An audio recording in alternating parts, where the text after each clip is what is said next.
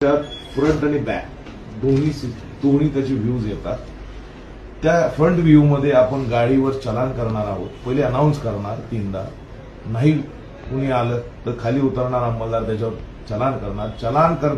त्यावेळी जर ती व्यक्ती आली, चलान जनरेट झालेलं नाही, तर तात्काळ आपण ती गाडी त्या ठिकाणी त्याला हलवायला देणार. कारण आपला हेतू त्याला चलान करणं नसून त्या ठिकाणी ती गाडी काढून घेणं आणि रस्ता मोकळा करून देणं इतर वाहनांसाठी हा आहे.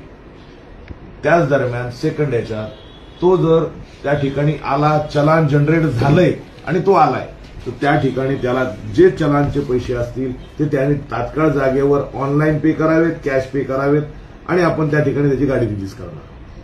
किंवा त्यांनी त्याचं लायसन्स इम्पाऊंड करावं, लायसन्स द्यावं आणि सर मी माझी गाडी मला सोडा, आपण लायसन्स इम्पाऊंड करून ही गाडी सोडून देऊ. थर्ड केसमध्ये जर ती व्यक्ती आलीये पण गाडी उचलून वरती ठेवण्यात आलेली आहे किंवा गाडी ठेवण्याची प्रोसिजर चालू आहे, गाडीच्या दरम्यान आहे गाडी, तर त्या ठिकाणी गाडी वरती असताना गाडी खाली असेल तर टोईंग चार्जेस लागणार नाही. पण गाडी जर टोईंगच्या गाडीवर क्रेनवर ठेवण्यात आलेली असेल तर त्याला 200 रुपये टोईंग चार्ज द्यावा लागेल. जर ती 4 व्हीलर असेल, तिला क्लॅम्प म्हणजे जॅक लावून उचललेली असेल तर त्याला त्या जॅकचे पैसे किंवा टोईंगचे पैसे ते काय 300-400 रुपये असतील ते त्याला द्यावा लागतील. प्लस आपला जो नो पार्किंगचा चार्ज आहे तो.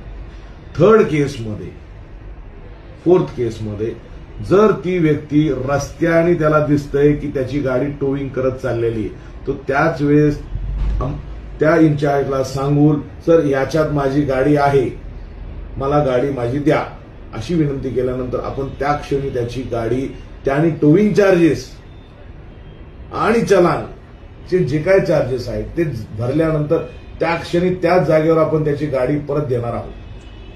आपला हेतू परत एकदा किंवा मोटिव्ह कोणत्याही गाडीवर चलान करणं किंवा पेनलाइज करणं हा नसून आपला हेतू आहे की इतर वाहनांसाठी जे रस्त्यावर फिरण्यासाठी, चालण्यासाठी, त्यांच्या कामासाठी येतात त्यांना येण्या जाण्यासाठी आपल्याला वाहतूक व्यवस्था सुरळीत ठेवण्यासाठी रस्ता आपल्याला रिकामा ठेवायचा आहे.